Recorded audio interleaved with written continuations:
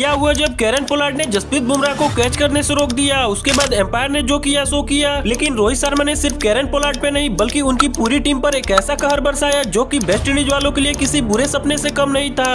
तो ये बात है साल 2018 की, जब इंडिया वर्सेज वेस्ट इंडीज के बीच दूसरा T20 मैच खेला गया। इस मैच में इंडिया ने पहले बैटिंग करी और ओपनिंग करने आए कैप्टन रोहित शर्मा और शिखर धवन इंडियन टीम को एक अच्छी शुरुआत देते हैं और पावर प्ले में ही टीम का स्कोर 50 रनों के पार पहुंचा देते हैं। लेकिन तभी 8वें ओवर की पहली बॉल पर शिखर धवन एक बड़ा शॉट खेलने के चक्कर में बाउंड्री पर खड़े फील्डर के हाथों में अपना कैच थमा ही दिए थे, लेकिन फील्डर की मिस फील्डिंग की वजह से ये कैच ड्रॉप हो जाता है। तो वही दूसरी तरफ रोहित शर्मा आज एक अलग ही मूड में लग रहे थे और वेस्ट इंडीज के बॉलरों से सिर्फ छक्के और चौकों में ही डील कर रहे थे। और देखते ही देखते 13वें ओवर की पहली बॉल पर रोहित शर्मा इस डबल के साथ 38 गेंदों में अपनी 50 भी पूरी कर लेते हैं और 50 पूरी हो जाने के बाद तो रोहित शर्मा और भी आक्रामक हो जाते हैं और 14वें ओवर की पहली और दूसरी गेंद पर बैक टू बैक 2 छक्के लगाते हैं। लेकिन इसी बीच इस ओवर की आखिरी गेंद पर शिखर धवन 41 गेंदों में 43 रन बनाकर कैच आउट हो जाते हैं और इसके बाद बैटिंग करने आए ऋषभ पंत भी ज्यादा कुछ नहीं कर पाते और 6 गेंदों में 5 रन बनाकर वो भी कैच आउट हो जाते हैं। और इसके बाद बैटिंग करने आए केएल राहुल शानदार बैटिंग करते हुए रोहित शर्मा का एक अच्छा साथ देते हैं। तो वही दूसरी तरफ रोहित शर्मा आज रुकने का नाम ही नहीं ले रहे थे और जो भी वेस्ट इंडीज का बॉलर बॉलिंग कराने के लिए आ रहा था उससे सिर्फ बाउंड्री में ही डील कर रहे थे। और देखते ही देखते 20वें ओवर की तीसरी गेंद पर रोहित शर्मा लेग साइड की ओर एक चौका मारकर सिर्फ 58 गेंदों में ही अपनी सेंचुरी भी पूरी कर लेते हैं। और आखिर में रोहित शर्मा के 61 गेंदों में नॉट आउट 111 रनों की मदद से इंडियन टीम पूरे 20 ओवर के बाद 195 रन तक पहुंच पाती है और वेस्ट इंडीज टीम को 196 रनों का टारगेट देती है। इस टारगेट को चेस करने आए वेस्ट इंडीज के प्लेयर शाई होप पहले ही ओवर में 6 मारकर अपने और अपनी टीम की शुरुआत करते हैं, लेकिन दूसरे ही ओवर में खलील अहमद शाई होप को सीधा क्लीन बोल्ड आउट करके पवेलियन भेज देते हैं। और इसके बाद बैटिंग करने आए ड्वेन ब्रेवो सिमरन हिटमायर के साथ मिलकर पार्टनरशिप बना ही रहे थे, लेकिन तभी 6वें ओवर की दूसरी गेंद पर सिमरन हिटमायर एक बड़ा शॉट खेलने के चक्कर में 15 रन बनाकर कैच आउट हो जाते हैं। और इसके बाद तो मानो वेस्ट इंडीज की टीम पूरी तरीके से कोलैप्स कर गई हो, क्योंकि जो भी बैट्समैन बैटिंग करने आ रहा था वो सीधा आउट होकर पवेलियन ही जा रहा था। लेकिन तभी 11वें ओवर कराने आए जसप्रीत बुमराह के साथ कुछ ऐसा हुआ जो कि नहीं होना चाहिए था, क्योंकि 11वें ओवर की चौथी बॉल पर पोलार्ड शॉट को कुछ ज्यादा ही ऊपर मार देते हैं और जब बुमराह इस कैच को पकड़ने के लिए जाते हैं तो पोलार्ड जानबूझकर बुमराह के बीच में आकर कैच करने से रोकते हुए नजर आते हैं। लेकिन जैसे तैसे करके बुमराह इस कैच को पकड़ लेते हैं और पोलार्ड को पवेलियन भेज देते हैं। और उसके बाद तो वेस्ट इंडीज टीम के एक एक करके विकेट गिरने लगते हैं, जहां 14वें ओवर में वेस्ट इंडीज की बैक टू बैक 2 विकेटें गिरती है। तो वही 19वें ओवर में 8वीं विकेट और 20वें ओवर में 9वीं विकेट भी गिर जाती है और इस तरह से वेस्ट इंडीज की टीम पूरे 20 ओवर में 124 रन ही बना पाती है और इंडिया इस मैच को 71 रनों के बड़े अंतराल से जीत जाता है। लाइक और सब्सक्राइब जरूर कर देना।